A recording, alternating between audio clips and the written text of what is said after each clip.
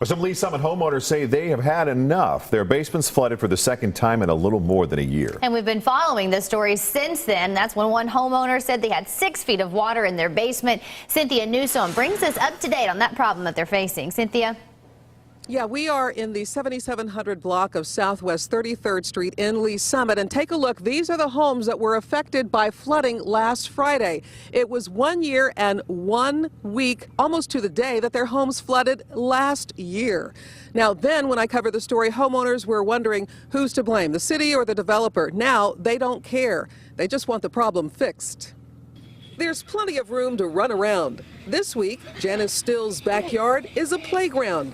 But this is what it looked like last Friday. It was practically a lake.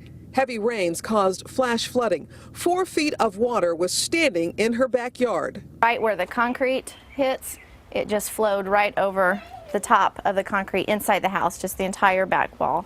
She had 3 inches of water in her basement, same as last year. And it's not just water. It was a thin layer of mud underneath and then just all water on top of it, and so our stuff is floating. Her neighbor, Ken Williams, had 4 inches of water in his basement this year and last May. Cleanup and repairs cost him $15,000 last year. Homeowners insurance doesn't cover it, and the city doesn't pay. But the city did make a promise last year. They gave us an okay, said they would have this thing fixed before the next rainy season started.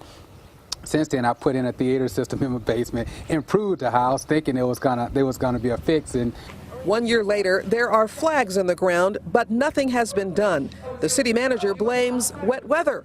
When the ground dries and we can get on it, that's when we're ready to get to work. The city's plan is to double the size of the drainage pipe from 24 inches to 48 inches. Phase 2 of the plan is to dig a retention pond on the farmland behind the homeowners.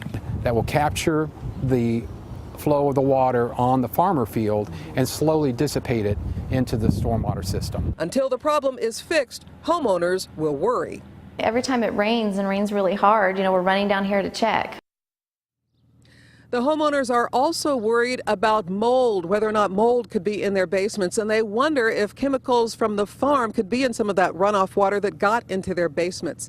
The fix from the city could cost taxpayers here in Lee Summit $500,000. Reporting live, Cynthia Newsom, 41 Action News.